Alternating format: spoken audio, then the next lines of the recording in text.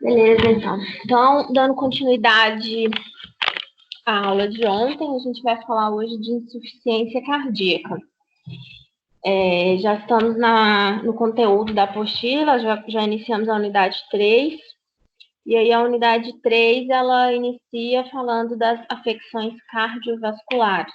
Né? E como eu disse ontem, em todo esse conteúdo da saúde do adulto, a maior parte, né? São praticamente 2 unidades só disso, porque, inclusive, o porquê disso porque é o tipo de doença que mais mata as pessoas aqui no Brasil e no mundo também, né?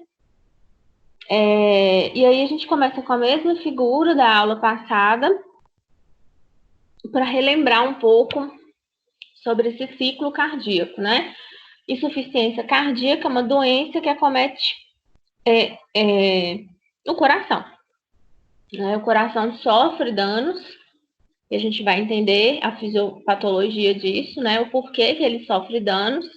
E aí, sofrendo esse dano, ele passa a ficar insuficiente para exercer sua principal função, que é bombear o sangue para o corpo, mantendo o débito cardíaco. Então, nosso organismo, todos os nossos órgãos, todas as nossas funções, né? A gente consegue mexer lá a pontinha do pé por conta dessa grandeza, dessa primeira grandeza aí, desse quadradinho, que é o débito cardíaco. Então, relembrando o que eu falei ontem, o débito cardíaco é o volume de sangue que sai do coração por minuto. E para a gente saber qual que é o volume, qual que é o débito cardíaco das pessoas, tem uma fórmula matemática que é a multiplicação da frequência cardíaca pelo volume sistólico. Então, lembrando, né? Frequência cardíaca é quantas vezes o coração bate por minuto. E o volume sistólico é o volume de sangue que sai desse coração a cada sístole, ou seja, a cada ejeção, a cada batimento. Então, existe um valor normal para o adulto de débito cardíaco, que é de 4 a 8 litros por minuto. Então, o débito cardíaco normal é de 4 a 8 litros por minuto, vai depender da altura, do peso, da composição corporal desse indivíduo, por isso que tem essa margem. E aí, a principal função, se a gente for pensar, do coração é manter esse débito cardíaco, ou seja, manter a perfusão, a injeção de sangue para todo o corpo. E aí, a gente falou ontem também do conceito de pré-carga, pós-carga e contratilidade, né? Que são... A contratilidade é uma capacidade do coração, né? Todas as células cardíacas têm essa capacidade de se contrair e relaxar. Elas contraem e relaxam. E é através dessa contratilidade que as células se acomodam para poder receber o sangue dentro delas, que é a pré-carga, e ela tem a capacidade de se contrair propriamente e ejetar esse sangue que ela recebeu, que é a pós-carga. Então, sempre que a gente falar, vocês ouvirem falar de pré-carga, vocês vão lembrar que é a pressão do sangue entrando dentro do coração. Então, quando esse sangue entra, ontem eu dei o exemplo para vocês aí da cama elástica e do cubo de gelo. Então, pensa um fluxo de água, pensa a gente pulando na cama elástica, né? Então, quando as células elas estão com a contratilidade adequada, o coração normal, quando o sangue entra, as células se relaxam para permitir que esse sangue entre, e na hora que ele entra como pressão. Então, é a gente pulando na cama elástica. Tem complacência. A cama elástica, quando a gente entra na cama elástica e pula, ela relaxa para poder nos acomodar. Não é a mesma coisa, por exemplo, de eu estar pulando num cubo de gelo. Na hora que eu pular no cubo de gelo, a pressão vai ser tão grande que, inclusive, eu vou até me machucar, né? Porque aí as células estão com essa contratilidade prejudicada por algum outro fator, né? Que a gente vai explicar. Então, na hora que eu pulo nesse cubo de gelo, eu imagino aí o sangue entrando em células que não têm complacência, a pressão é muito maior. Então, nesse momento, eu tenho um aumento de pré-carga. E a pós-carga é a pressão que o sangue precisa vencer para poder sair desse coração, né? Ele precisa vencer uma pressão. Lembra que a gente tem retorno venoso, né? O corpo trabalha para poder voltar esse sangue para o coração. Tem uma resistência vascular periférica. Então, essa resistência, o sangue precisa vencer para ele conseguir chegar até lá na pontinha do pé. E isso ele precisa de uma pressão. A pós-carga é isso, é a pressão que o sangue precisa vencer para poder sair do coração. E um coração insuficiente, ele vai sofrer alterações no seu débito cardíaco, ou seja, no volume de sangue que sai, porque ele não tem força para poder bombear, é um coração insuficiente, ele não consegue manter um débito cardíaco adequado para o corpo, que vai gerar diversos sintomas. Ele vai ter alterações de pré-carga, porque uma das principais características de um coração insuficiente é um coração hipertrófico, um coração grande. E aí essas células têm uma alteração de contratilidade que influencia na pré-carga. E influencia também na pós-carga, porque esse coração, da mesma forma que ele está hipertrofiado, grande, com células com a contratilidade alterada, ele está fraco. E aí ele não consegue fazer a pressão suficiente para vencer a resistência vascular periférica e jogar esse sangue lá para fora. Então, na insuficiência cardíaca, esses 3 fatores, eles estão seriamente, esses 4 fatores, eles estão seriamente comprometidos. Professora, como é que chama o coração grande, hiper o quê? Hipertrofiado. Ah, tá, porque deu uma cortada aqui, obrigada. A principal característica do coração com insuficiência cardíaca, não é isso? Oi? A principal característica do coração com insuficiência cardíaca é o coração hipertrófico. Isso, grande. Exatamente. Obrigada. Então, a insuficiência cardíaca é uma síndrome caracterizada pelo comprometimento dos ventrículos em ejetar ou se encher de sangue no período de relaxamento. Então, se o comprometimento dos ventrículos for em ejetar, ou seja, jogar o sangue para fora, eu vou ter alteração de pós-carga. Se o comprometimento dos ventrículos foi de se encher de sangue, eu vou ter comprometimento na pré-carga. Alguém vai falar? Traduz a incapacidade do coração em bombear sangue suficiente para suprir as necessidades de nutrientes dos tecidos e dos órgãos. Então, nessa frase aí, ele está me falando do débito cardíaco. Então, o coração ele fica incapacitado de bombear a quantidade de sangue adequada para manter as funções dos órgãos. Então, o débito cardíaco de uma pessoa com insuficiência cardíaca, ele é baixo, ele é menor que 4. Aqui eu tenho um esquema de fisiopatologia da insuficiência cardíaca, mostrando aqui, no primeiro momento, como acontece Quando eu passo a setinha aqui, vocês enxergam? Enxerga. Normal. Dá para ver, né? Então, beleza. Então, aqui, são os principais fatores. Vamos ligar o microfone aí. Ou seja, todo comércio que não se enquadra como serviço essencial. Então, aqui, o coração, para a pessoa começar um quadro de insuficiência cardíaca, a primeira coisa que acontece é uma disfunção miocárdica. Então, esse coração, ele sofre uma injúria, um problema. Então, por exemplo, cardiopatia isquêmica. O que acontece na cardiopatia isquêmica? A pessoa tem um infarto, né? Uma situação de isquemia significativa no coração. Então, vamos supor, esse coração aqui, ele teve um infarto. Aqui a gente vê, né? O ventrículo direito mais fino e o ventrículo esquerdo mais grosso. Então, o ventrículo esquerdo ele já é mais hipertrofiado fisiologicamente, porque precisa ejetar para todo o corpo. E aí, vamos supor que essa pessoa teve um infarto aqui, ó, nessa parede do lado esquerdo. E aí foi um infarto muito grave, não teve remodelação cardíaca, e aí morreu esse pedaço desse coração. Então, às vezes, a área de infarto é tão grande, vamos supor que morreu aqui a parede esquerda toda desse coração, que esse coração passa a entrar em insuficiência, porque esse ventrículo aqui é o mais importante para manter o débito cardíaco. Se metade dele morre, esse coração não vai ter força para poder bombear a quantidade de sangue que o corpo precisa. Então, aí começa um quadro de insuficiência cardíaca de etiologia isquêmica. Então, a disfunção miocárdica foi uma isquemia que causou insuficiência cardíaca. A mesma coisa o hipertireoidismo.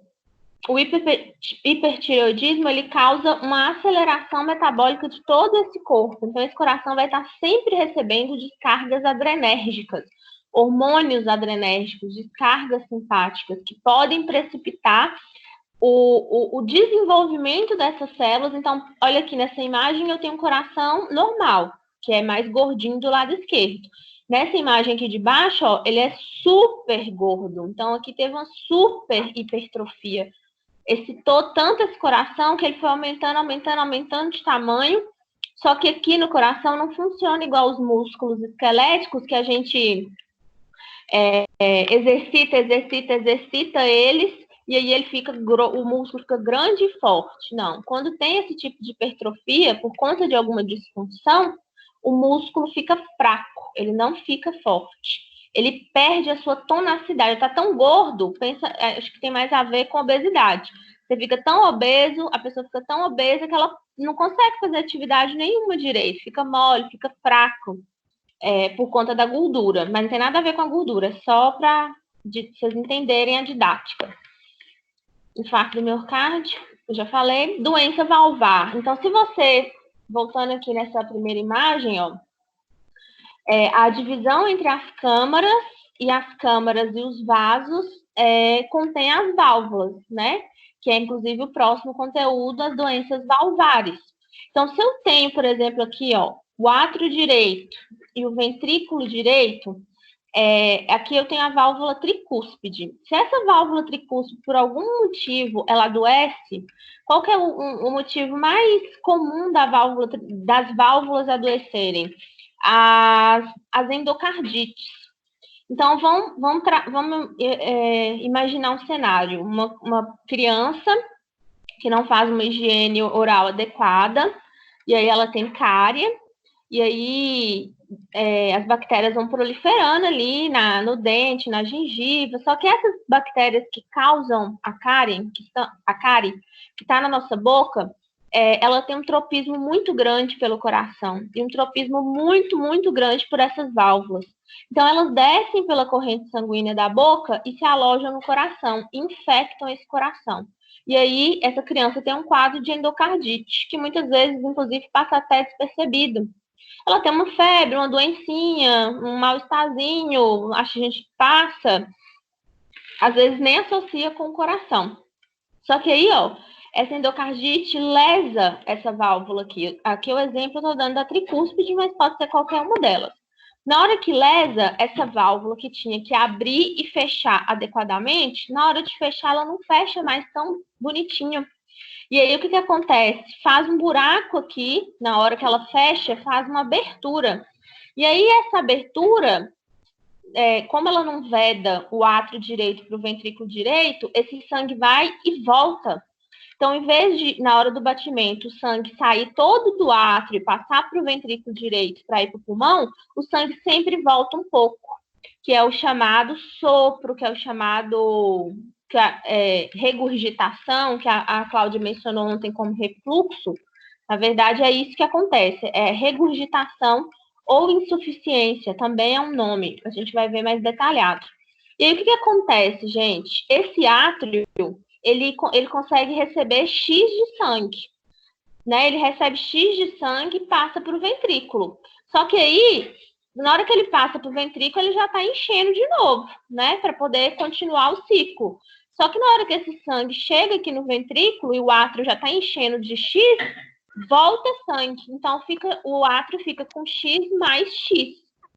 Aí, ao longo do tempo, o que acontece? Esse átrio, isso é mais pressão. Mais sangue é mais pressão. Então, se tem mais pressão, esse átrio começa a relaxar para poder acomodar. É muita pressão, é muito trauma no átrio. E aí ele vai relaxando, ele vai aumentando de tamanho, as células vão tentando. Pensa assim, eu sou um cubo de gelo para X mais X de sangue, mas eu preciso virar uma cama elástica, senão eu não vou dar conta. Então ele vai tentando relaxar, as células vão tentando relaxar para poder receber esse sangue. E aí aumenta o átrio direito. O átrio direito grande, flácido, ele começa a ficar insuficiente. Isso aí, o coração, gente, é um quebra-cabeça, é um esquema mesmo. Se o problema está nessa válvula aqui, ó, volta para o átrio direito, lá do átrio direito volta para a veia cava, da veia cava volta, né, para a circulação venosa sistêmica, e aí é uma cadeia. Um problema vai trazendo outro problema, que vai trazendo outros sintomas, que vai ficar mais claro se vocês entenderem essa dinâmica, esse esquema, né, de interligação que o coração tem. E aí esse coração fica insuficiente por causa de uma doença valvar. O abuso de álcool e drogas também causa insuficiência cardíaca, por conta basicamente do mecanismo da intoxicação mesmo, né, das células. É muito parecido com o mecanismo do hipertireoidismo. E a hipertensão também, né? Pensa que na hipertensão, vamos pensar na hipertensão que tem um enrijecimento da aorta aqui, ó. Essa aorta, ao longo do tempo, foi sofrendo um processo aterosclerótico, foi ficando mais rígida, mais dura, vai aumentar a pós-carga. Na hora que aumenta a pós-carga, esse ventrículo aqui precisa fazer mais força ainda para vencer a resistência e ecoar o sangue para o corpo. Então, essas células aqui desse ventrículo, elas vão precisar trabalhar mais, elas vão precisar fazer mais força para ejetar o sangue. Então, com o passar do tempo, essa pressão, essa pós-carga, a pressão de ejeção, a pressão que o ventrículo tem que fazer é muito grande. E aí ele vai perdendo as forças com o tempo, perde a força com o tempo, vai ficando fraco, vai ficando grosso, vai ficando gordo, vai ficando hipertrófico, né? Porque a agressão, as células vão sofrendo agressão, sempre aumentando a pressão, aumenta a força, ele fica gordo, ele fica hipertrofiado, mas aí lembra, o coração é diferente do músculo lá da academia, o músculo da academia fica mais forte, o coração não, ele fica mais fraco. E aí, por conta da hipertensão, aparece a insuficiência cardíaca. E quando esse coração sofre, né, essa disfunção, vai ter uma diminuição do débito cardíaco, porque o coração fica fraco, não consegue ejetar. Vai ter uma diminuição da pressão arterial sistêmica, e aqui está mostrando uma diminuição que também, ao longo do tempo, vai acontecer, que é na perfusão dos rins. Então, o coração, pulmão e rim, eles estão intimamente ligados. Se tiver problema nenhum, ao longo do tempo, sempre vai dar problema no outro. E aí só complica o quadro dessa pessoa. Aqui foi o que eu já acabei de falar, né? Então, sempre que a gente for nomear... Oi. Independente se o coração, o rim ou o pulmão, o primeiro a dar algum problema, os outros vai ter algum problema ao longo do tempo? Se não controlar, vai. Então, é independente de qual que seja o primeiro. Independente de qual seja o primeiro. Ao longo do tempo, se não controlar a doença inicial, vai sofrer coração e pulmão. Ah, tá. Entendi. Obrigada. Nada. A etiologia, então, etiologia é a causa primária da insuficiência cardíaca. Então, quando vocês ouvirem falar, né, alguém falar que tem insuficiência cardíaca, alguém dá esse diagnóstico, ele sempre vai falar insuficiência cardíaca ou insuficiência cardíaca hipertensiva, por conta de uma hipertensão. Insuficiência cardíaca valvar, por conta de uma doença valvar que está causando insuficiência cardíaca. Insuficiência cardíaca por conta de uma miocardiopatia dilatada. Então, o que é a miocardiopatia dilatada? É uma apatia, uma doença cardíaca que atinge os miócitos, as células. Oi? Então, é uma doença cardíaca que atinge as células, os miócitos. Qual que é a mais comum que a gente tem em Minas Gerais e no Brasil? A doença de Chagas. É uma miocardiopatia dilatada. A miocardiopatia dilatada, né, por conta da doença de Chagas, causa insuficiência cardíaca.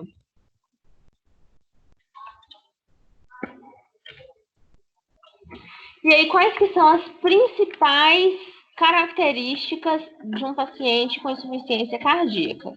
Então, ele vai apresentar... Peraí, deixa eu fechar a porta aqui.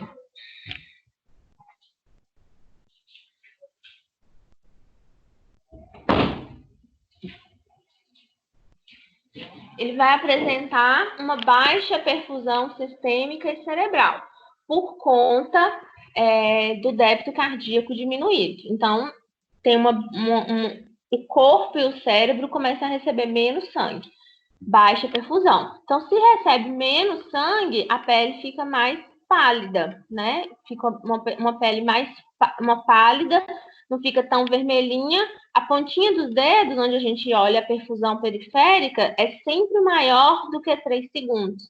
Então, os dedinhos sempre mais brancos, mal perfundidos. A cianose, por conta de uma má oxigenação, lembra, né? O coração é uma cadeia junto com o pulmão. É como se fosse aquele joguinho dos dominós, que você enfileira aquele tanto de dominó. Se você, né, dá um peteleco e cai o primeiro, em cadeia, todos vão sofrendo. Se o coração sofre, volta para o pulmão. Então, essa pessoa não fica bem oxigenada e pode ter cianose, fica roxa.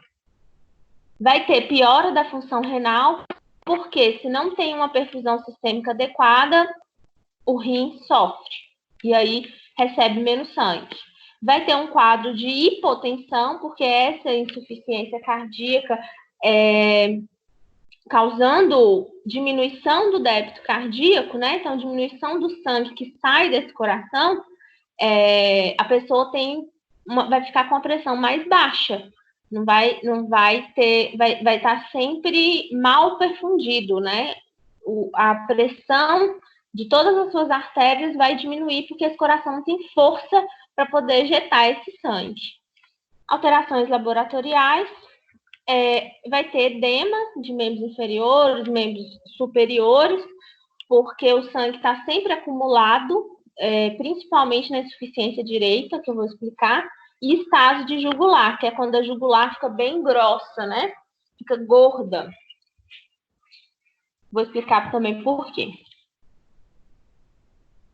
Aí, a gente vai falar agora dos tipos de insuficiência cardíaca. Existem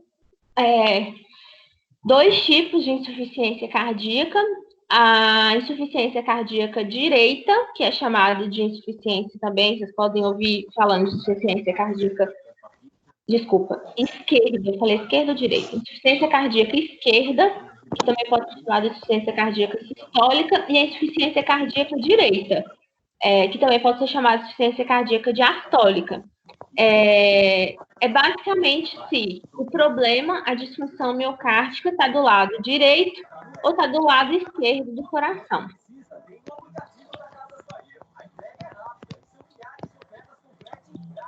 Então, vamos voltar aqui nessa imagem aqui para eu explicar cada uma delas.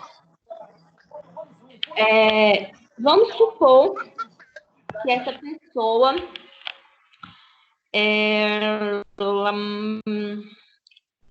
teve uma infecção aqui da válvula pulmonar. A válvula pulmonar... vamos fazer melhor ainda. Vamos supor que essa pessoa sei lá, fumou a vida toda, fumou,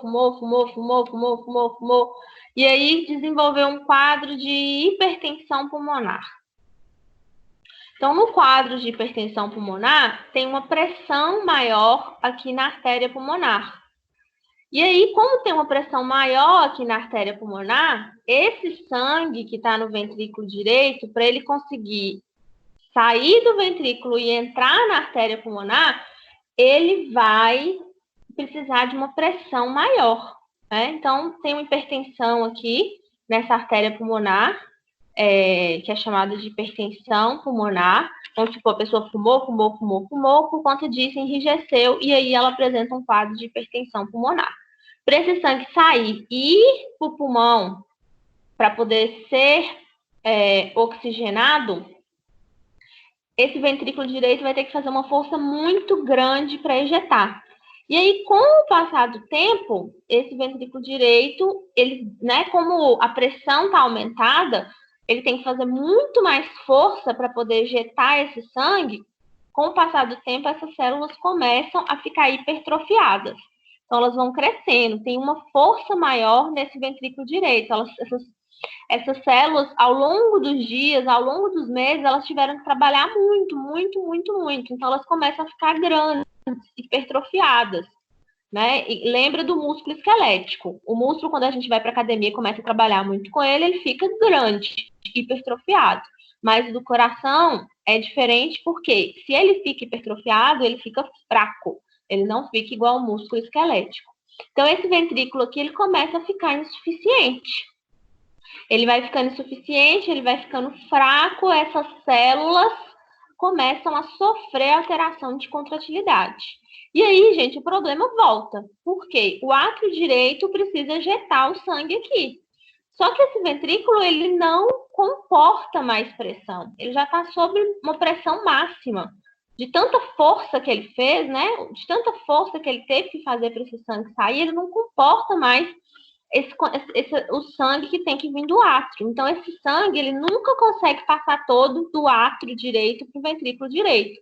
E sempre fica acumulado aqui no átrio direito.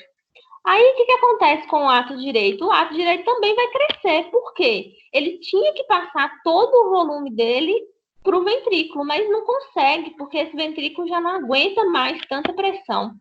Então, esse átrio direito sempre fica com mais sangue do que ele poderia ficar. E aí ele começa a sofrer também. Mais sangue, mais pressão, mais força nessas células. Essas células também começam a hipertrofiar, começa a hipertrofiar, fica fraca. E aí o que acontece? O problema volta, vai lá para a veia cava. Por quê? Esse átrio aqui já está com X mais X de volume, a veia cava jogando mais sangue. Não dá conta. O sangue não consegue entrar no ventrículo, não consegue entrar no átrio direito e começa a voltar na circulação. Então, aqui eu tenho a veia cava superior, ó. A veia cava superior, antes dela, eu tenho a veia subclávia. E antes dela, eu tenho a veia jugular. Então, por que dá estase de jugular? Porque o sangue fica acumulado. Então, esse sangue fica acumulado tanto nas veias da cabeça, a jugular, como também na veia cava inferior. Então, a veia cava inferior, lá para baixo, ó, atrapalha a veia cava inferior, fica tudo túrgido, o sangue todo represado, porque não consegue entrar no coração. Dá problema lá nas veias hepáticas, fica todas com sangue retido. Se todas ficam com sangue retido, atrapalha o fígado. O fígado começa a crescer, começa a dar uma hepatomegalia por conta dessa turgência, porque a circulação não acontece direito. Descendo mais um pouco, eu tenho os rins, a mesma coisa. O sangue não está fluindo, não está conseguindo voltar. Começa a ter uma dificuldade de circulação renal também, porque o sangue precisa sair do rim para dar espaço para o sangue novo entrar. E aí esse sangue novo não consegue entrar, porque está cheio de sangue acumulado nesse rim que não consegue voltar para o coração. Então a pessoa começa também a ter um comprometimento renal que vai fazer com que esse rim não consiga filtrar adequadamente, porque não tem um fluxo sanguíneo adequado ali. Aí o que acontece? Essa pessoa passa a não fazer xixi adequadamente, começa a reter eletrólitos, começa a reter água, e é aí que aparece o edema. Então, a pessoa fica muito inchada. Essa aí é a fisiopatologia da insuficiência cardíaca direita. Então, quais que são os principais sinais e sintomas? A pessoa vai ficar com uma hepatomegalia, surgência de jugular, vocês entenderam por quê? Hepatomegalia, vocês entenderam por quê? Edema, então esse edema nas pernas, no sacro, dependendo do grau tão avançado, vai ter edema no corpo inteiro. Como afeta o fígado, além de ter hepatomegalia, essa pessoa pode ficar amarela, pode ficar com icterícia. E pensa, já não vai ter também problema, além desse problema, todos esses sinais e sintomas sistêmicos, lembra que ela já tem um problema pulmonar. Essa hipertensão pulmonar impede que o sangue vá na quantidade adequada para o pulmão e depois volte para oxigenar o corpo. Então, automaticamente vai ter débito cardíaco diminuído, vai ter hipotensão, vai ter palidez. Então, lembra, o coração é sempre aqueles dominós. Deu um peteleco, um problema, um vai derrubando o outro e a circulação, né, do coração, de todo o corpo, vai ficando alterada. Deu para entender? Deu. Super tranquilo. Pelo menos pra mim. Mas deu para entender. Fernanda, Oi. vai ter alguma resposta neurológica, confusão mental, alguma coisa assim? Só vai ter em casos mais graves de insuficiência cardíaca. Em casos mais graves que a pessoa está muito descompensada, porque esse mecanismo que eu falei, ele é progressivo, né? Não é de uma hora para outra que ele chega nesse estágio que já o sangue não consegue caminhar para mais nada. E se chegar nesse ponto, né, de agudizar, ele pode entrar em coma, vai ter diminuição do nível de consciência, por conta até mesmo que o cérebro não vai oxigenar, vai ter um fluxo menor, mas aí vai ser um quadro mais agudo ou então mais terminal. Não é imediatamente, não. Mas até chegar nessa fase que a Rani falou, ele já é dialítico, já tem todo aquele processo, não tem? Já sim, a não ser que seja agudo, porque também existe a insuficiência cardíaca aguda. Né? Por exemplo, um caso de insuficiência cardíaca aguda seria, por exemplo, um exemplo, sei lá, banal. De repente, quebrou a válvula, né? A válvula, ela é segura por umas cordoalhas, umas cordinhas que seguram ela aqui. Se romper essas cordinhas, a válvula pode estourar. E aí, se essa válvula estourar, vai dar insuficiência cardíaca aguda, porque o sangue não vai conseguir, né, passar. O sangue vai chegar, o que tria e organiza o ciclo é a abertura e o fechamento da válvula. Então, se rompeu essa válvula aqui, o ciclo fica todo desorganizado, não consegue ter passagem, e aí vai dar sintomas mais graves, mais agudizados. Agora vamos falar da esquerda. Aí, gente, para vocês entenderem, nessa direita, até, né, o problema está do lado direito, a insuficiência cardíaca é direita. Até dar problema do lado esquerdo, demora. Se não for agudo o problema, né, for lesionando essas células ao longo do tempo, porque mesmo se a pessoa tiver um infarto e machucar aqui o lado direito, e o lado direito ficar insuficiente, essa insuficiência cardíaca, ela não vai acontecer de uma hora para outra, todos esses sinais e sintomas. Né? Ele morreu, então ele vai ficar deficiente, ele vai ter a disfunção, vai ter a alteração das pressões ao longo do tempo, as células vão sofrendo, até aparecer os sintomas maiores. Então, leva um tempo. Quando a insuficiência cardíaca é direita, até dar problema do lado esquerdo, já tem muito tempo de disfunção miocárdica, já tem muito tempo que esse coração já vem sofrendo, já vem, né, passando perrengue, até dar problema lá do lado esquerdo. E aí é nesse momento que vai ter alteração do débito cardíaco, que vai ter hipotensão, que vai prejudicar a perfusão sistêmica. Quando o problema é do lado esquerdo, a primeira coisa que vai alterar significativamente vai ser o débito cardíaco, porque é justamente a câmara que ejeta o sangue lá para o corpo, né? E aí, o que acontece? Vamos supor, pegando o mesmo exemplo lá da hipertensão, né? Uma pessoa velha sofreu um dano arteriosclerótico aqui na aorta, então tá com gordura essa aorta, tá rígida, e aí aumenta a pressão arterial sistêmica. E aí essa pessoa não consegue controlar essa pressão, não tá nem aí, não faz tratamento, ao longo do tempo, a mesma coisa, esse ventrículo esquerdo precisa fazer muita força para vencer a resistência, a rigidez do vaso e conseguir ejetar esse sangue para fora. Então, acontece a mesma coisa que aconteceu lá do outro lado. As células aqui começam a sofrer mais pressão, elas precisam tentar se adaptar, elas vão sofrendo força e pressão, começam a aumentar de tamanho, e aí essa câmara esquerda fica enorme. Então, já tinha dificuldade para manter o débito cardíaco, para ejetar esse sangue, né? Então, as células foram fazendo tanta força para poder vencer isso, que aí elas acabaram adoecendo. E aí juntou dois problemas. A pós-carga, que já está aumentada, então, a pressão para poder jogar esse sangue para fora, e agora um ventrículo hipertrofiado, um ventrículo doente. Ô, e esse Maria Fernanda. Oi. Tá me escutando? Tô. Tá me escutando? Sim, Flávia. Ah, tá. A Rosilda pediu para te perguntar o que é miocardiopatia hipertrofia obstrutiva congestiva, porque o dela não tá dando para falar. Ela quer saber o quê? Ouviu? Não entendi, não. Ela quer saber o que é miocardiopatia?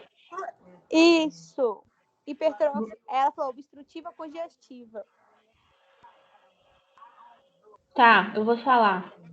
Tá bom. É só porque ela não tá conseguindo falar, tá? Tá. Já falo. Deixa eu só continuar meu raciocínio aqui. Então, essas células foram e sofreram um dano. Elas ficaram aí, né? Além da hipertensão, a força foi tão grande, a pressão foi tão grande que aí elas ficaram mais fracas.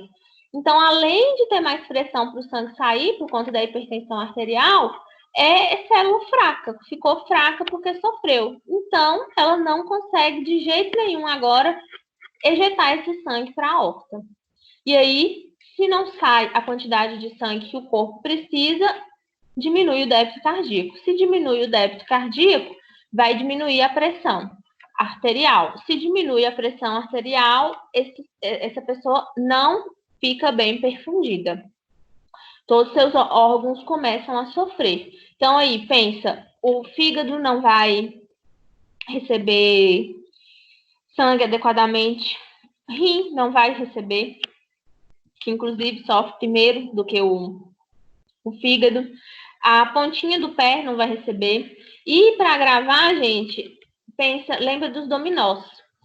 Aumentou a pressão aqui no ventrículo, o átrio também sofre, porque ele vai estar sempre mais cheio de sangue e não consegue ejetar. Então, o átrio esquerdo, automaticamente vai estar sempre mais cheio de sangue.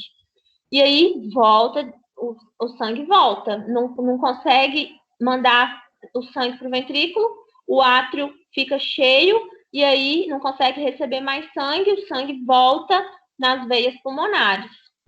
Voltando nas veias pulmonares, o próximo caminho dele é o pulmão. E aí, fica tudo cheio de sangue arterial. E dá uma das principais características da insuficiência cardíaca esquerda, que é a congestão pulmonar. A congestão pulmonar é um pulmão cheio de líquido por conta dessa cadeia de dominó. Deu problema no ventrículo, o átrio fica todo cheio, o átrio todo cheio volta na veia pulmonar volta o sangue para o pulmão. E aí esse pulmão fica cheio de sangue, fica congesto. E aí ele pode ficar tão cheio de sangue, ao ponto de edemaciar. E aí dá uma situação que é chamada de edema agudo de pulmão. Então, o edema agudo de pulmão é essa congestão. O pulmão fica tão cheio, tão túrgido, tão cheio de sangue, porque o sangue volta na circulação, que compromete as trocas alveolares. E aí essa pessoa não respira direito, levando a essa condição de edema pulmonar. Essa é a fisiopatologia da insuficiência cardíaca esquerda.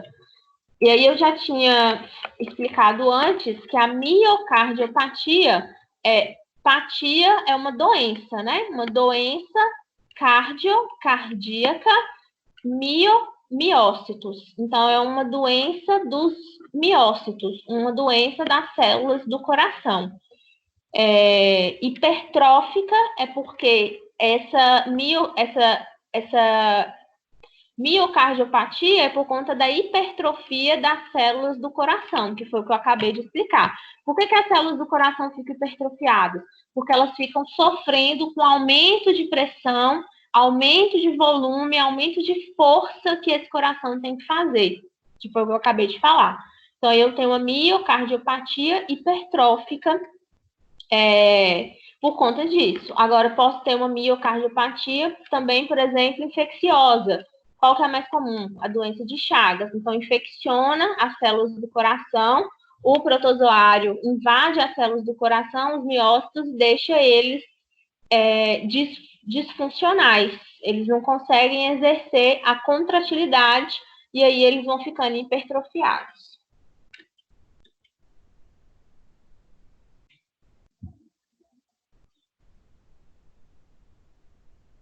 Então, isso aqui foi o que eu acabei de falar. Vamos explicar agora os sintomas, né? Congestão pulmonar foi o que eu acabei de falar.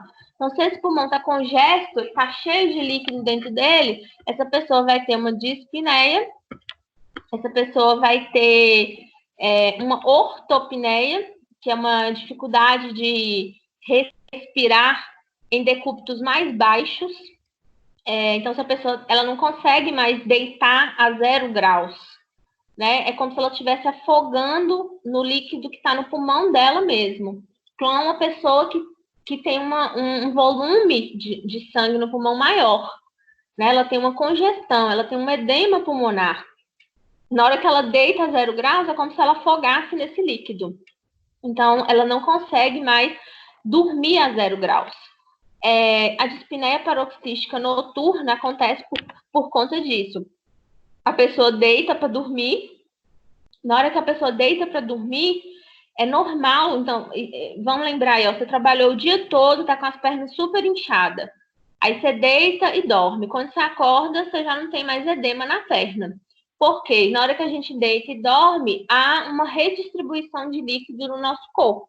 Então, pensa, uma pessoa que já tem uma insuficiência cardíaca, né? Já vai ter mais edema, já tem uma congestão sistêmica. Na hora que todo esse líquido que está no corpo dela, ela vai dormir, ele começa a se redistribuir, ele volta lá para o pulmão. Na hora que ele volta para o pulmão, a pessoa está dormindo, ela acorda com falta de ar. Eles, inclusive, relatam, eu estou dormindo, de repente eu paro de respirar e acordo tossindo, ofegante, com dispneia. Acontece por conta disso, porque quando a pessoa dorme, redistribui a quantidade de líquido no corpo dela e volta o líquido lá para o pulmão.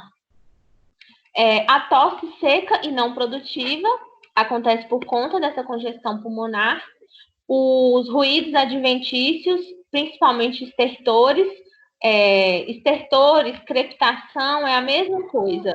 É quando o pulmão, ao invés de ter murmúrio vesicular, ele crepita. Na hora que você vai escutar, você escuta um tanto de rangido. Não, Liz, não é nada, não. Por que fica essa crepitação? Porque onde devia ter ar, tem líquido acumulado. Liz, tá congesto. E aí dá as crepitações.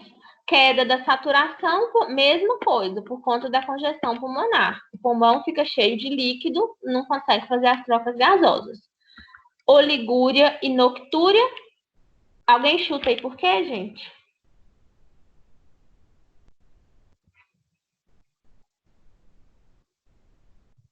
Não?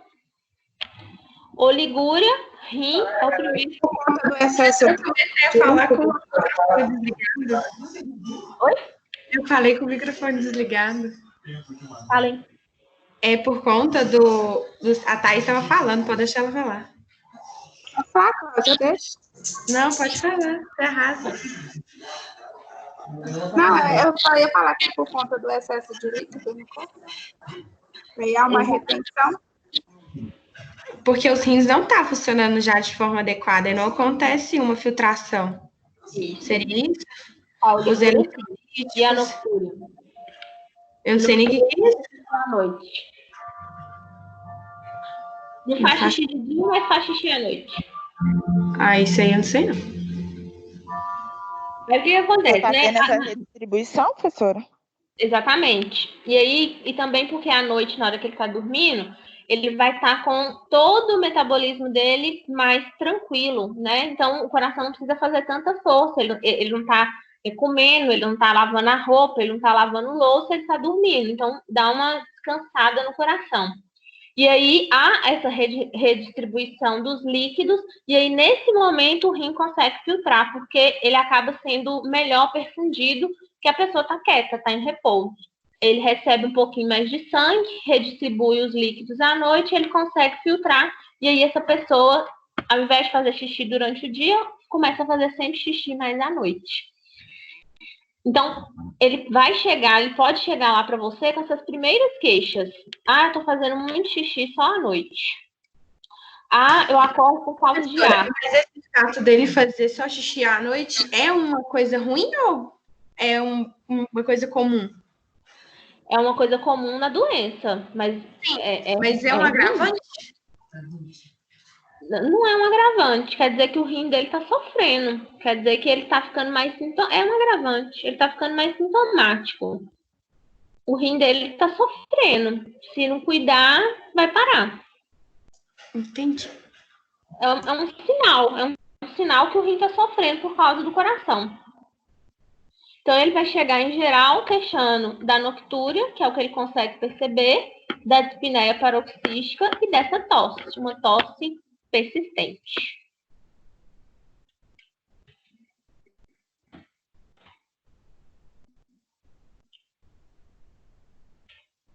E aí a coisa vai só piorando, né? Ele pode ter vertigem, tonteira, confusão, inquietação, ansiedade, porque o débito cardíaco dele está baixo, então ele está tendo menos perfusão cerebral. Digestão alterada, porque o coração vai focar nos órgãos principais, rim, pulmão, fígado e dane-se o estômago, né? Então, ele começa a ter problemas de digestão também. Ele pode apresentar, aí já em casos que essa insuficiência está levando ele a um choque, né? Insuficiência cardíaca, quando ela está agravada, ela está descompensada, agudizada, então o paciente está totalmente descompensado, ele vai entrar num quadro de choque cardiogênico. Então, o choque por causa do coração, de um problema do coração. E aí é nesse momento que ele tem esses sintomas aqui, taquicardia e pulso fraco filiforme. Fadiga, porque não tem débito cardíaco, e insônia, né? Porque ele tem noctúria e tem dispneia paroxística noturna e ele não consegue dormir bem. Já na direita, vai ter o que eu já, inclusive, falei para vocês, lembrando, né? Congestão dos tecidos periféricos e das vísceras. Distensão de jugular, expliquei por quê. O edema, eu expliquei por quê. Hepatomegalia, ascite, anorexia, não come bem, né? Porque tá tudo congesto, o estômago congesto, não consegue fazer digestão, ele não vai querer comer. Náuseas e ganho de peso. E esse ganho de peso é por conta do edema, da retenção do líquido. Deu para entender, gente?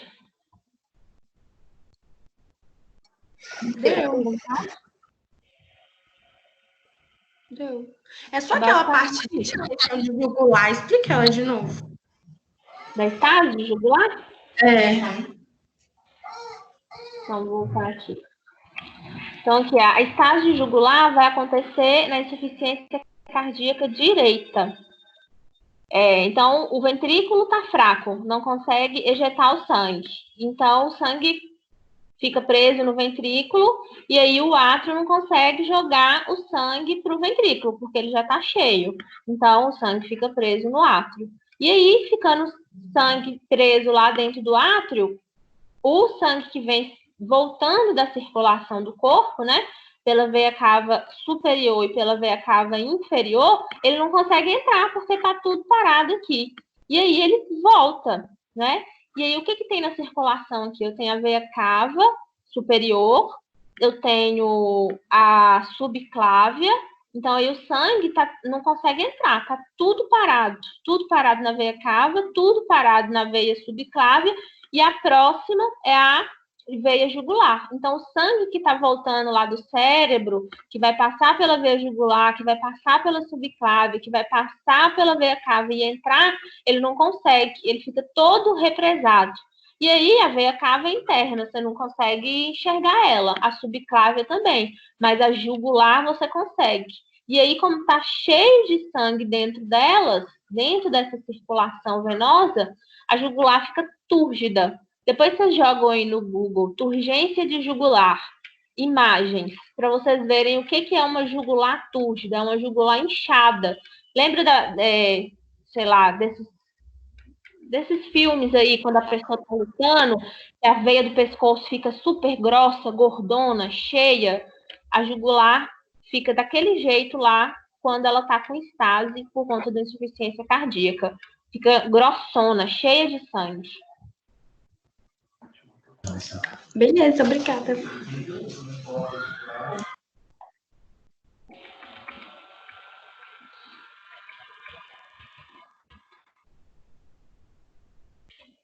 Aí o Framingham volta aí de novo, porque além de elaborar os fatores de risco para hipertensão, ele também elaborou critérios para o diagnóstico de insuficiência cardíaca.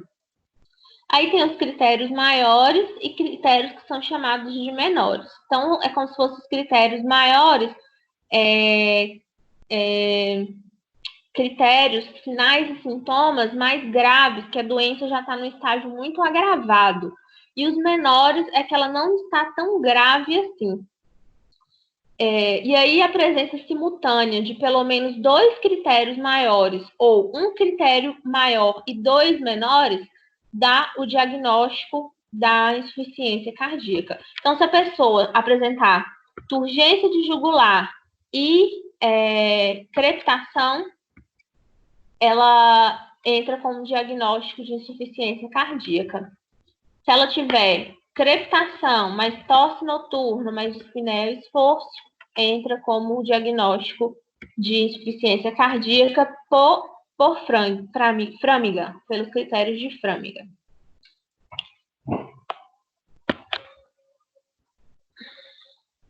Aí existem outros critérios, que, por exemplo, esse critério de Boston, que também faz pontuações para poder fazer o diagnóstico. Framingham é mais utilizado que Boston, mas vocês podem ouvir, ver lá na evolução, vamos supor, 7 pontos pelos critérios de Boston. Então, 7 pontos pelo critério de Boston vai me dizer que essa pessoa está com insuficiência cardíaca. Tem tal e tal apresentação de sintomas. Aí embaixo tem a tabelinha, né? 8 pontos, desculpa, falei 7. Dependendo da pontuação, cada sintoma tem uma pontuação, e aí faz a classificação do diagnóstico, dá o diagnóstico. Outra classificação que é, inclusive, a mais utilizada para classificar a insuficiência cardíaca são os critérios de NIRA, que a gente fala, que vem da New York Heart Association. É muito comum vocês ouvirem falar que essa pessoa está na classe 1 de NIRA. Essa classe 1 de NIRA é a classe funcional da insuficiência cardíaca. Então, é como essa insuficiência cardíaca ela está afetando a função desse organismo, a capacidade dessa pessoa de desenvolver as atividades do dia a dia dela. Então, essa pessoa, se ela tem, primeiro faz a classificação, por exemplo, aqui de Framingham, né?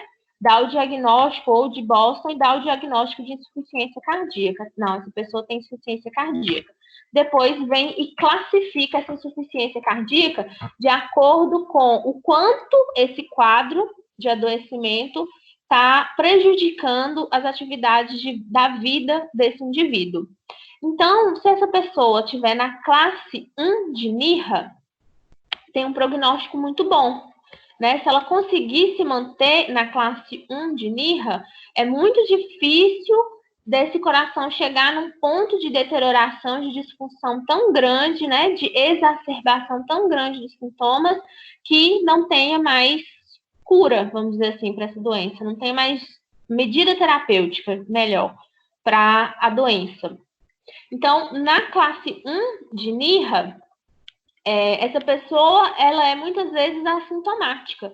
Ela não tem nenhuma limitação para exercer as atividades do dia a dia dela. Ela tem uma disfunção cardíaca, né? Ela tem um problema cardíaco que, se não for cuidado ao longo do tempo, ela pode chegar até precisar de um transplante cardíaco. Mas fazendo controle alimentar, controle de exercício físico, controle com medicamentos, ela fica aí sempre mantendo nessa classe 1, que é ter a disfunção cardíaca, mas não tem nenhum sintoma, não tem repercussões sistêmicas. Ela tem uma classificação baixa de NIRA. Agora, vamos supor que ela tem essa disfunção, só que ela não trata direito. Então, a tendência da doença é progredir, o coração vai sofrendo, e aí vai apresentando cada vez mais sintomas. E esses sinais e sintomas começam a trazer limitação para a vida da pessoa. E aí, ela vai para a classe 2 de NIRA. Na classe 2 de NIRA, ela já começa a apresentar uma ligeira limitação na realização das atividades de vida diária. Ela não tem sinais e sintomas em repouso, mas na hora que ela faz alguma atividade física, ela começa a ter sintomas. E quais que são esses principais sintomas? O principal que eles referem é o cansaço, a dispneia. Então, vamos supor que a Doninha estava na classe funcional de NIRA 1. Então, ela conseguia acordar de manhã, varrer o quintal, lavar a louça e assistir o Mais Você. E aí ela chega no consultório falando, eu acordo, lavo a louça, varro o quintal, mas na hora que eu vou lavar a louça, eu não consigo mais, porque eu estou cansada. Eu fico cansada, eu fico com falta de ar, e aí eu tenho que ir assistir o jornal antes, vou assistir televisão antes, porque não consigo mais. O que ela teve? Ela teve uma progressão da classe funcional. Ela teve uma piora do quadro de insuficiência cardíaca. Mas ainda na classe funcional 2, o prognóstico dela é bom. Então, dá para controlar. Otimiza as medicações, faz o tratamento direito, ela pode estacionar até o último dia da vida dela na classe funcional 2 de NIRA e morrer até por conta de outra coisa. Mas aí vamos supor que a Doninha não tomou os remédios direito, não fez atividade física, não fez dieta, e aí ela piorou a classe funcional. Ela foi para a classe funcional 3 de NIRA. Nesse ponto, a pessoa ela já cansa aos mínimos esforços. Então, aqui na classe funcional 2, ela cansa para fazer várias atividades. cansa para subir 10 lances de escada, cansa para subir um morro, que às vezes até mesmo a gente cansa, né? Vai subir um morro, é sedentário, você chega lá em cima muito cansada. Classe funcional 2, né? Para quem tem uma disfunção cardíaca. Na classe funcional 3, é nos mínimos esforços. Então, ela não consegue mais nem varrer o quintal. Antes ela conseguia varrer o quintal e não conseguia lavar a louça. Agora ela não consegue, só varre metade do quintal. Então, já começa a ter os sintomas, começam a ter repercussão aos mínimos esforços. E a pior, que é a classe funcional 4, né? A classe funcional 4, a pessoa tem sintomas em repouso. Então, mesmo deitada, mesmo em repouso, sentada, essa pessoa tem sintomas. Fadiga, vômito, dispneia, estertores pulmonares, alteração do batimento cardíaco, arritmias. Às vezes, a progressão da classe funcional, ela pode ser muito rápida, dependendo da etiologia da disfunção miocárdica, e essas pessoas que estão na classe funcional 4, elas chegam ao ponto de ficar em cima da cama e elas não conseguirem ter força, ter respiração, ter pulmão, ter coração para comer, para poder escovar os dentes, para poder virar na cama. E aí é o estágio terminal da doença. O tratamento que tem nessa situação é o transplante cardíaco. Se a pessoa não conseguir transplantar, ela vai morrer, né? Então, a insuficiência cardíaca, ela não tem cura. Ela tem tratamento desde o sintoma mais leve até o pior quadro, que é o transplante cardíaco. Mas o transplante cardíaco não é cura da doença, né? É um tratamento que tem uma determinada limitação de tempo. Então, a média de duração de um transplante cardíaco é 10 anos. Depois disso, outro transplante que vai fazer ou não tem jeito mais. Então, é uma coisa que a gente consegue controlar aqui na classe 1, para não deixar chegar na 4 e aí já ser tarde demais.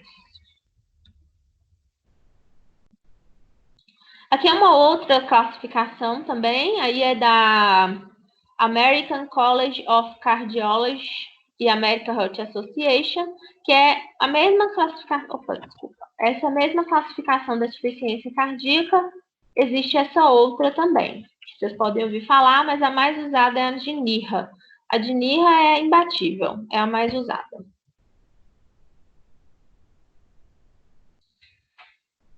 E aí, quais que são os principais achados no exame físico dessa pessoa, desse indivíduo, quando você for avaliar ele, né? E aí, é importante a gente saber isso, talvez não no contexto hospitalar, porque ele já vai chegar diagnosticado, muitas vezes, né? Mas a gente precisa dominar, entender, suspeitar que pode ter alguma afecção cardíaca, principalmente na atenção básica, no PSF, no posto de saúde, no ambulatório, porque aí esses pacientes costumam sempre chegar primeiro para o enfermeiro, e aí o enfermeiro que vai encaminhar. Então, a gente precisa saber quais são os sinais e sintomas que vão falar que essa pessoa tem algum problema de coração, né? Então, só de olhar para ela, eu já posso suspeitar que ela tem uma diminuição no débito cardíaco, que o coração está fraco e não está bombeando sangue, né? Então, é uma pessoa mais pálida, com o enchimento periférico diminuído, as extremidades mais frias, ela pode ter as pontas do dedo mais roxas também, por conta da falta de oxigenação, os lábios, a ponta do nariz, a ponta da orelha. Então, só de olhar, eu poderia suspeitar por esses sintomas. Além disso, ela pode ter dificuldade para respirar, que é a dispneia, a taquipneia, o uso da musculatura acessória, né, que é fazendo muita força para poder respirar. A ortopneia, ela vai começar a falar para você assim, olha, antes eu dormia com um travesseiro, agora eu só consigo dormir com 2. Aí passa o tempo, não, agora eu estou dormindo praticamente sentada, porque não consegue deitar, porque não consegue respirar em decúbito baixo, por conta da congestão pulmonar. tosse noturna, que essa tosse noturna, ela é por conta da dispneia paroxística noturna. Então, alguém aí já deve ter dormido, e aí, às vezes, dormiu de barriga para cima, ficou tão relaxado que a língua caiu e acordou assustado, tossindo, né? Aí, isso aconteceu porque a língua caiu, porque você relaxou, mas no paciente com insuficiência cardíaca, acontece por conta do edema, né, do aumento, da redistribuição do edema, chegando mais líquido no pulmão, que não consegue escoar pelo coração. A respiração de Cheyne-Stokes é uma respiração anormal, é uma respiração que alterna ciclos de apneia com respiração profunda e respiração superficial. Então, é uma alteração de um padrão respiratório. Então, vai ter um pulso fraco e filiforme, porque o sangue não consegue ejetar, o sangue não chega na periferia, então o pulso fica fraco.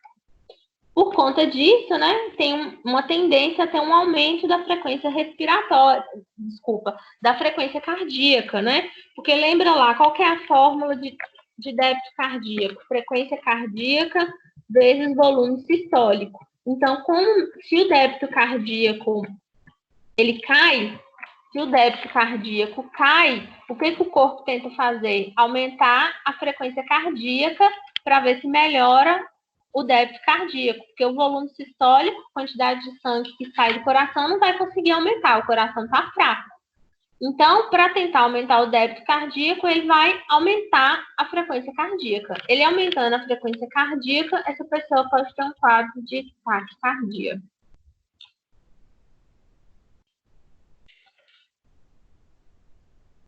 Pode apresentar extrasístoles e fibrilação atrial, que são arritmias, né? Arritmias cardíacas.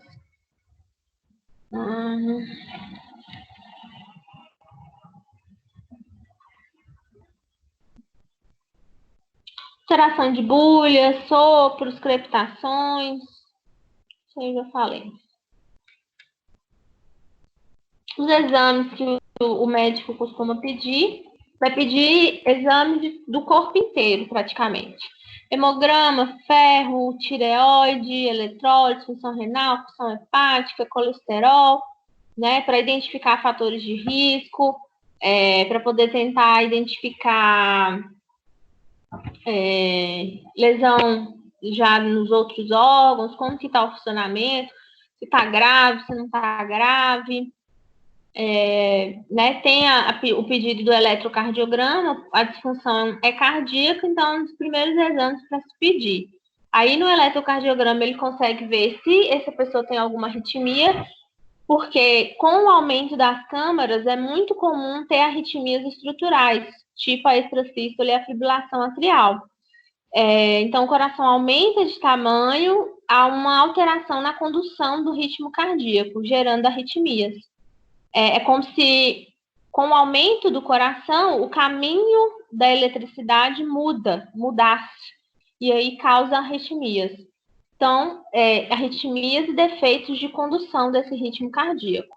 No eletrocardiograma, ele consegue também ver as hipertrofias, então ele consegue descobrir se tem alguma câmara aumentada do coração e qual que é essa câmara. Então, se é o átrio direito ou se é o ventrículo esquerdo, onde que está o aumento, a câmara grande.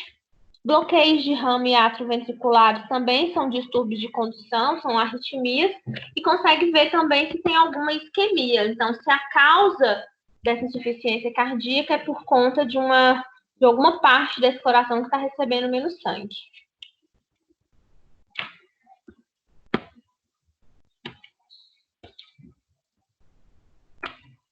O ecocardiograma é o ultrassom do coração, né? E aí, nesse ultrassom, ele consegue fazer uma avaliação bem precisa dos volumes, das pressões e das câmaras cardíacas. Então, ele consegue ver se o volume está ficando retido, quanto de sangue que está saindo do coração, como que está a pressão em cada câmara, em cada vaso, se o coração está grande, se está pequeno, qual câmara que está grande, qual que está pequena, se esse coração está com a contratilidade boa, se ele está com a contratividade prejudicada, qual que é o pedacinho, se tem um infarto, por exemplo, qual que é o pedacinho que está morto, qual que é o pedacinho que está sofrendo. Então, faz para, por exemplo, ver a eficácia do tratamento, se depois que a pessoa começou a tomar remédio, se diminuiu a pressão, né? Se o coração está mais estável, se o volume está sendo distribuído melhor, ou se não, se está piorando, se não está adiantando, se tem que otimizar a medicação. Então, ele consegue fazer um panorama bem global do funcionamento cardíaco, o ecocardiograma. Consegue ver as válvulas, como que está o funcionamento, se o problema está na válvula ou não, né? Isso, por exemplo, o eletro não consegue. O eletro não consegue avaliar volume, pressão, o tamanho da câmara ele consegue, mas não consegue ver válvula, não consegue ver se tem regurgitação, se tem estenoses, enfim. O eco vai dar esse funcionamento, essa hemodinâmica do coração, o eco dá informações mais precisas. O raio-x também é pedido porque ele vai conseguir fazer a avaliação do pulmão para ver como é que está a questão da congestão pulmonar, né? Para ver a quantidade de líquido que tem nesse pulmão, o quanto que a repercussão, né, cardíaca, o quanto que o coração está repercutindo nesse pulmão, identificar se tem edema agudo, como que está a congestão, e consegue ver também a cardiomegalia, que é o aumento do coração. Né? Então, aqui no pano de fundo, eu tenho um coração bem aumentado. Ele vai até aqui no finalzinho do pulmão. Então, aqui ele consegue visualizar o tamanho que está nesse coração. E aí, gente, toda vez que esse coração ele está aumentado, ele está hipertrofiado, ele diminui o débito cardíaco e aí surge uma outra palavra que vocês vão escutar muito, que é a fração de ejeção. Então, fala, fulaninho de tal está com fração de ejeção diminuída. A fração de ejeção do coração nunca é 100%, tá?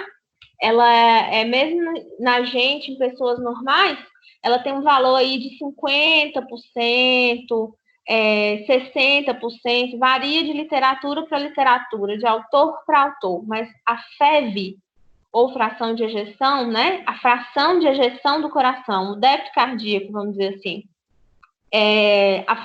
o débito cardíaco é medido em litros, a fração de ejeção é medida em porcentagem. Então, nunca é 100%. Numa pessoa normal mesmo, não é. Mas é uma nomenclatura muito utilizada para poder falar do quanto esse coração está prejudicado. Então, pessoas que têm uma insuficiência cardíaca já com classe funcional 4, ela vai ter uma fração de ejeção muito prejudicada. Então, ela vai ter aí fração de ejeção de 15, fração de ejeção de 10.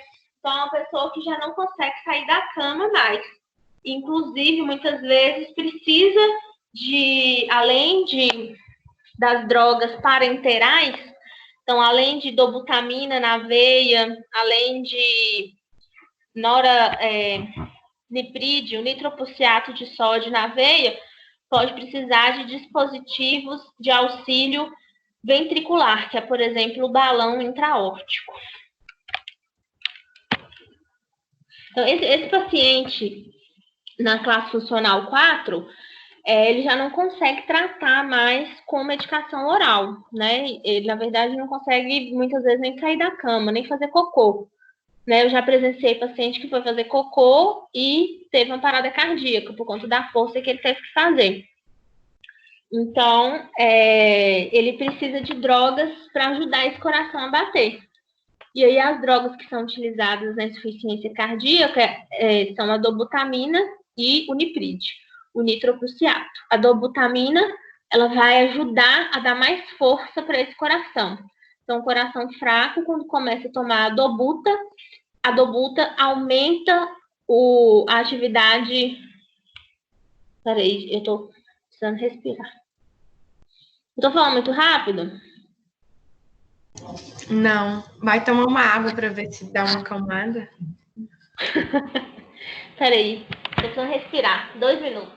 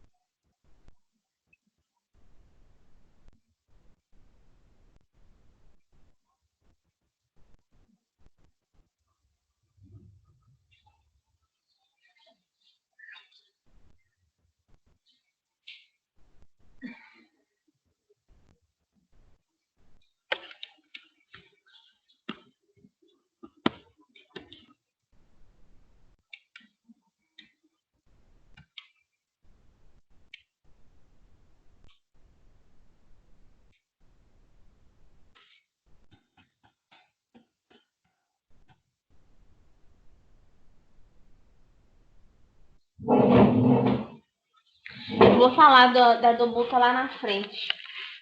Tem dela. Voltando aqui pro raio-x, né? Então, raio-x o médico vai pedir para ver a congestão pulmonar e ver o tamanho do coração também, né? E um quadro muito comum da insuficiência cardíaca, né? De pessoas que têm doença de Chagas, vai ver esse coração assim, desse tamanho, bem grande, né? E o coração fica grande por conta da infecção do protozoário que se aloja nas células do coração. E aí causa essa hipertrofia. O coração fica grande, ele ficando grande, ele fica fraco. E aí essa pessoa fica com uma miocardiopatia dilatada hipertrófica, que é isso daí, a mesma coisa, o nome. Aqui também está mostrando o raio-x, um coração grande, mostra aqui também uma hepatomegalia, né, um fígado. O fígado está tão grande que ele está batendo lá na cicatriz umbilical. Uma das formas que os médicos têm, inclusive clínicas, de avaliar se o tratamento da insuficiência cardíaca está tendo resultado é pelo fígado, né? À medida que a pessoa vai tomando a medicação, vai diminuindo o edema, o coração vai começando a funcionar melhor, o fígado vai diminuindo de tamanho. E aí eles vão avaliando pelas polpas digitais o quanto que esse fígado está passando do rebordo costal. Então, aqui no umbigo, ele deve estar quase 5 dedos abaixo do rebordo costal. À medida que o tratamento vai fazendo efeito, ele vai diminuindo até ficar normal.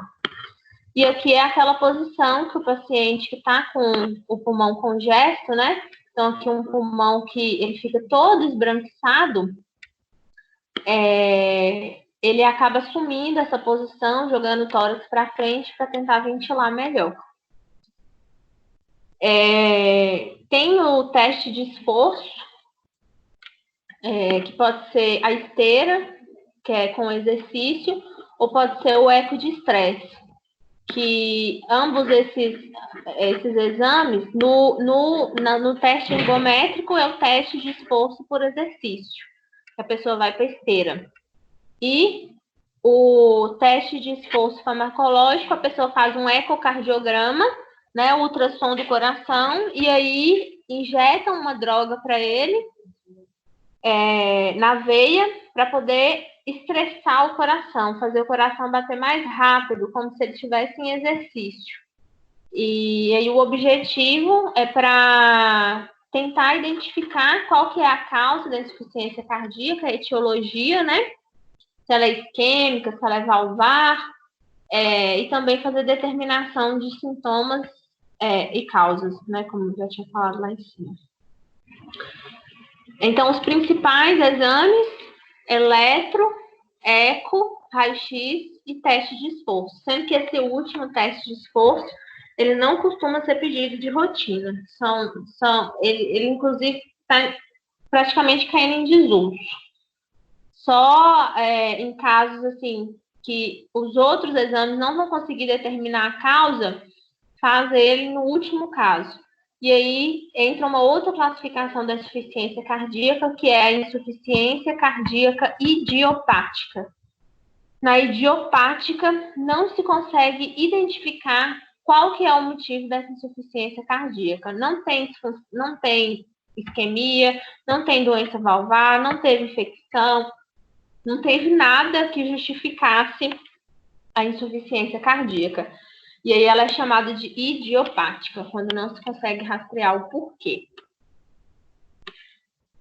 O tratamento não medicamentoso é o mesmo do diabetes, o mesmo da hipertensão, o mesmo para todas essas doenças crônicas, né? Uma dieta com pouco sal, balanceada. A restrição hídrica também pode ser pedida por alguns médicos, né? Se a classe funcional dessa pessoa for classe 3, classe 4, com certeza ela vai ter necessidade de restrição hídrica. Por quê, né? Ela já é uma pessoa que o coração não bombeia direito, ela já está com líquido acumulado, né? Um volume maior de líquido, de sangue acumulado nesse corpo. O coração não bate direito. Se ela tomar líquido indiscriminadamente, o rim não funciona direito, o coração não funciona direito, o pulmão não funciona direito. Ela vai tomando líquido, esse líquido só vai piorar a congestão pulmonar, vai aumentar a sobrecarga para o coração, que vai ter mais líquido para bombear, e um rim que não perfunde direito e que não filtra. Então, a tendência dela é ter um agravamento dos sintomas. A controvérsia é a utilização dessa restrição hídrica para classes funcionais menores, classe 1, classe 2. Mas a classe 3... Fernanda, você está passando bem? Olha, eu tô cansada. É porque tá ofegando muito no áudio, tô morrendo de medo de você tá passando mal aí, tá querendo dar aula mesmo assim. Não, eu tô cansada hoje mesmo, fiquei exposta o dia todo e agora eu tô falando, tô com falta de ar. Mas não é insuficiência cardíaca, né? Não, a gente sabe que não, a gente sabe que tá do barrigão. Mas se tiver muito ruim hoje, tá? Vocês vão querendo me dispensar para poder ver a Marília Mendonça? Claro que Nada não. disso, eu tô estudando, você tá falando aqui, eu tô copiando tudo. Não dá para ir. Ah, então tá bom. Qual coisa você fala? Tá. A restrição do álcool, né? Porque o álcool é uma substância tóxica, intoxica as células. E atividade física, né? O coração, ele é um músculo. Então, sempre que ele sofre uma disfunção, ele precisa se reabilitar. E aí, é através da atividade física que esse coração é reabilitado. Então, aquela história de que quem é cardíaco não pode fazer atividade física é mentira. Quem é cardíaco, ele precisa fazer uma atividade física, só que tem que ser uma atividade física com um profissional de saúde. Então, tem que ser orientada pelo médico, tem que ser acompanhado pelo fisioterapeuta, não pode ser uma atividade física prescrita pelo profissional de educação física, por exemplo, e não pode ser uma atividade física da cabeça dele. Precisa ser orientada pelo médico, porque através desses exames, do teste de esforço, por exemplo, do teste ergométrico, do eco, do eletro, ele consegue medir, né, e também tendo noção de qual que é a classe funcional, ele consegue avaliar o quanto de exercício que essa pessoa consegue, qual que é o exercício adequado para aquele coração. Mas deixar de fazer, ele não pode deixar, só que precisa ser com orientação médica. O tratamento, ele vai iniciar com tratamento oral. com drogas orais, né? A primeira linha aí eu tenho o IECA, né? Que eu até citei ele ontem para vocês, para falar do controle pressórico dele. Então, o IECA, que são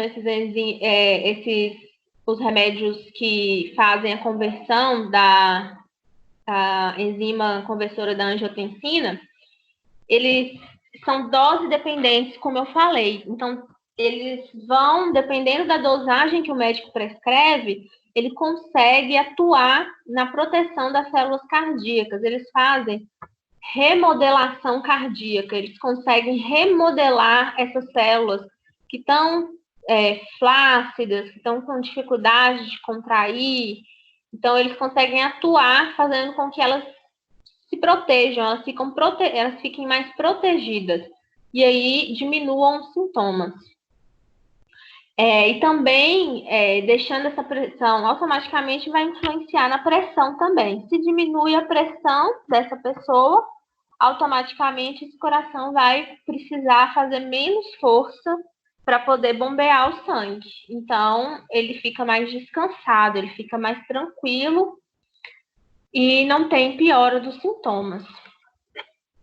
Que aí entra aí, por exemplo, a hidralazina. Os nitratos, o dinitrato e mononitrato, que é o isordil e o monocordil, eles são vasodilatadores. Então, ao vasodilatar o coração, esse coração fica melhor perfundido. E se ele fica melhor perfundido, ele fica melhor oxigenado, ele vai ter mais oxigênio e mais energia para conseguir fazer o bombeamento. Então, os nitratos são vasodilatadores. E além de fazer essa vasodilatação do próprio coração, faz uma vasodilatação sistêmica. Então, lembra, um vaso vasodilatado é a cama elástica. É um vaso mais mole, um vaso mais complacente, mais aberto. Então, automaticamente, o coração vai ter que fazer menos esforço para poder jogar o sangue por eles.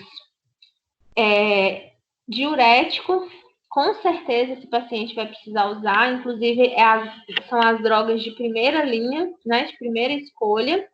E aí tem citados aí a furosemida, a metolazona e a espirolactona. E ontem eu já tinha citado a hidralazina. A espirolactona, a furosemida e hidralazina não, hidroclorotiazida. Eles são os mais utilizados. E existem pacientes, inclusive, que usam os 3 ao mesmo tempo. E, em geral, esse paciente que usa a furosemida, ele também vai usar potássio e magnésio oral, porque a furosemida faz com que ele perca, além do líquido, os íons. E aí ele precisa repor, porque magnésio e potássio é importante para o ciclo cardíaco, para o funcionamento das células cardíacas. E aí o objetivo do diurético é fazer com que essa pessoa tenha menos líquido circulante dentro do seu corpo. Ela tendo menos líquido circulante, ela vai ter menos chance de edema de pulmão, ela vai ter menos sobrecarga hídrica no rim, ela vai ter menos volume para esse coração bombear, então diminui os sinais e sintomas da insuficiência cardíaca. Os digitálicos, que aí vem representados pela digoxina, eles ajudam a força de contração desse coração. Em geral, gente, os diuréticos a gente sempre orienta aos pacientes para eles tomarem de manhã. E os digitálicos a gente sempre orienta para eles tomarem antes do almoço, para poder evitar que machuque o sistema gastrointestinal. Ele ajuda na força do coração, ele dá mais força para o coração. E outra medicação que é imprescindível, que também é a primeira linha no tratamento, são os beta-bloqueadores. Metoprolol, carvedilol, bisoprolol, atenolol, sendo que o mais utilizado na insuficiência cardíaca é o carvedilol e o metoprolol.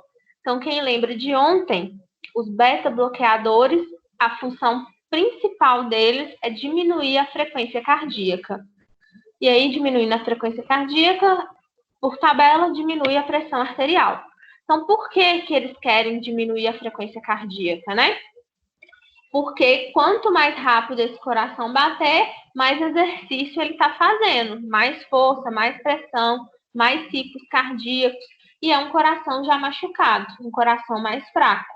Então, eu dou um beta-bloqueador para diminuir a frequência com que ele bate, para que ele fique menos cansado, né? Para que eu não exija muito desse coração. E uma situação peculiar de pessoas que usam os beta-bloqueadores é que mesmo diante do estresse, da atividade física, essa frequência cardíaca ela não aumenta muito. Então, mesmo durante a atividade física dessa pessoa que tem insuficiência cardíaca, o coração dela não vai responder com taquicardia, não tem, ele perde esse mecanismo como a gente tem, fisiológico. A pessoa que usa beta-bloqueador sempre vai ter uma frequência cardíaca mais baixa, nunca deixa esse coração ficar sobrecarregado. Então, principalmente os beta-bloqueadores e os diuréticos, eles são essenciais no tratamento da insuficiência cardíaca. E aí, quando essa insuficiência cardíaca ela fica agudizada, ou seja, por algum motivo teve uma exacerbação dos sintomas, né, ela ficou mais grave, ela descompensou, ela agravou, essa pessoa precisa ir para o hospital. Um dos principais motivos que as pessoas com insuficiência cardíaca costumam descompensar é infecção. Então, pega uma gripe, uma infecção urinária, dengue, né? Por que aí fala-se tanto aí, ó, quem tem doença crônica está no grupo de risco para o coronavírus. Então, inclusive os cardíacos parece que são os que mais têm morrido aí, desses que têm problema de doenças crônicas, né? Porque eles exacerbam sintomas. Quando a pessoa tem uma infecção, demanda muito da hemodinâmica, demanda muito do corpo dessa pessoa. E esse corpo não tem para dar, né? Um corpo que já está cronicamente doente. E aí, via de regra, essa pessoa vai para o hospital e precisa ficar internada. E aí, ele vai fazer uso, dentre essas opções aí de medicamentos, da dobuta e do nitroprusiato. Vocês podem ver a dopamina sendo usada, tanto a dopamina quanto a dobuta são drogas que aumentam a força de contração desse coração. Mas a mais indicada na insuficiência cardíaca é a dobutamina. Ela é melhor do que a dopamina para esse fim. Então, a dobutamina, ela é venosa, é uma droga vasoativa, é uma amina, né, vasoativa, e ela ajuda a aumentar a força de contração do coração. Todo paciente com insuficiência cardíaca internado precisa da dobuta para sobreviver, senão morre. E o nitroprusiato, que é o nipride, que vai fazer a vasodilatação sistêmica. Então, eles aumentam a força de contração com a dobuta e tentam melhorar a perfusão, diminuir a pressão, diminuir a força que esse coração vai precisar fazer através do nitroprusiato, que é o nipride. Então, quem está esperando transplante cardíaco, usa dobuta e nipride até no dia, na hora do transplante. E só consegue sobreviver com essas duas drogas. Sem elas, não tem como. O coração não dá conta sozinho.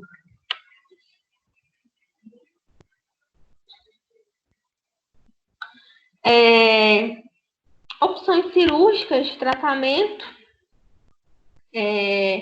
No caso, por exemplo, se a pessoa tiver uma insuficiência cardíaca por conta de quadros de arritmia, ela pode precisar de um implante de CDI ou um implante de um ressincronizador, que é esse dispositivo aqui que está nessa figura aqui, que parece um marca-passo. Então, existem 3 tipos de dispositivos cardíacos totalmente implantáveis. O marca-passo, que é utilizado quando o coração perde a sua capacidade de defagar o estímulo cardíaco, né, a eletricidade. O CDI, que é um cardiodesfibrilador implantável. Então, quando a pessoa tem arritmias cardíacas que levam à morte súbita, né? Arritmias que, se ele não receber um choque rapidamente, ele morre, ele implanta esse CDI. Nós vamos falar melhor, mais aprofundado, mas só para vocês saberem que existe. E o ressincronizador implanta quando não tem sincronicidade entre os batimentos do átrio e do ventrículo. Porque tudo precisa ser sincrônico, né? O átrio bate, joga para o ventrículo bate, joga para fora. Então, quando perde essa sincronicidade, implanta o ressincronizador para ele fazer essa função. Então, se a pessoa tiver com insuficiência cardíaca por algum desses motivos, precisa implantar esses dispositivos. Agora, se a insuficiência cardíaca for por conta de válvulas, tem que fazer cirurgia de correção de válvula, que é o que a gente vai falar na próxima aula. Se a insuficiência cardíaca for por causa de uma isquemia, né, um infarto, ele pode precisar fazer a CRVM, que é a cirurgia de revascularização do miocárdio, ou popularmente chamada de ponte de safena. Nós vamos falar mais dela mais para frente. E a última opção terapêutica para insuficiência cardíaca é o TX, que é o nome popular do transplante. Então, se o tratamento medicamentoso oral falhar, passa para o tratamento medicamentoso venoso. E se o tratamento medicamentoso venoso não conseguir estabilizar esse paciente para depois ele voltar para a medicação oral e conseguir ir para casa, ele entra para a fila de transplante e vai tentar esse tratamento cirúrgico aí, essa opção cirúrgica para tratar a insuficiência cardíaca. A principal causa de transplante cardíaco no Brasil é a doença de Chagas, né? Que é uma infecção que afeta as células do coração, levando à insuficiência cardíaca.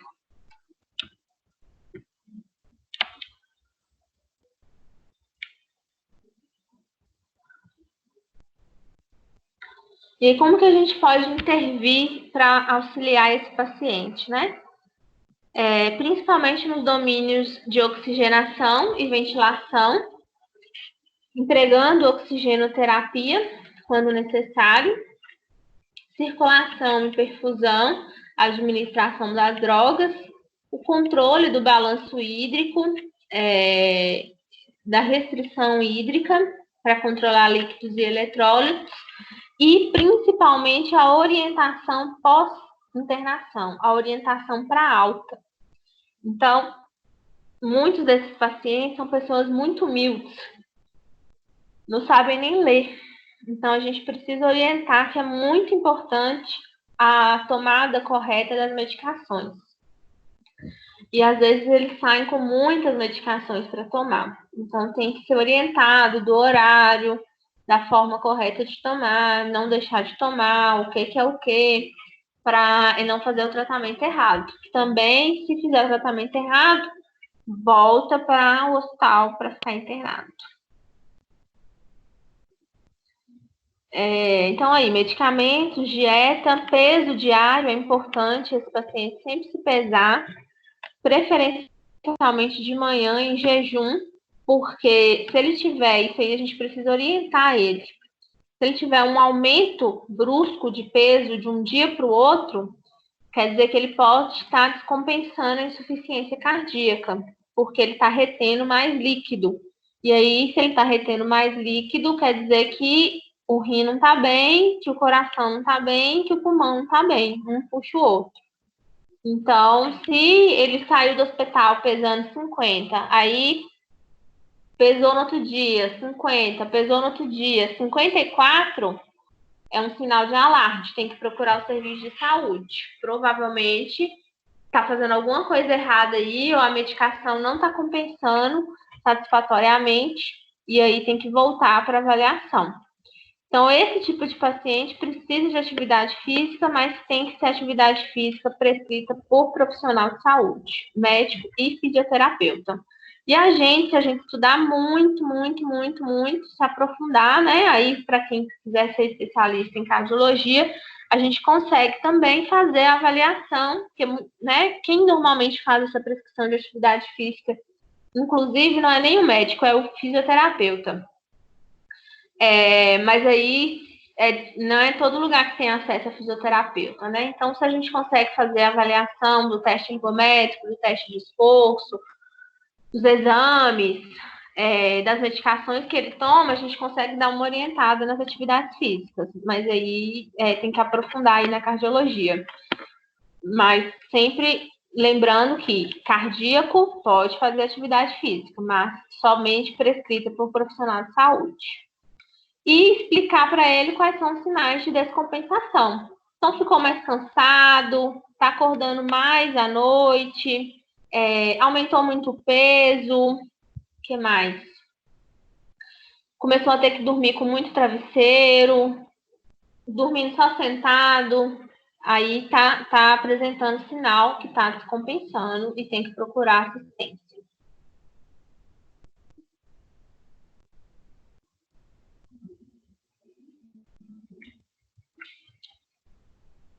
Aqui é uma finalização e aqui tem as referências.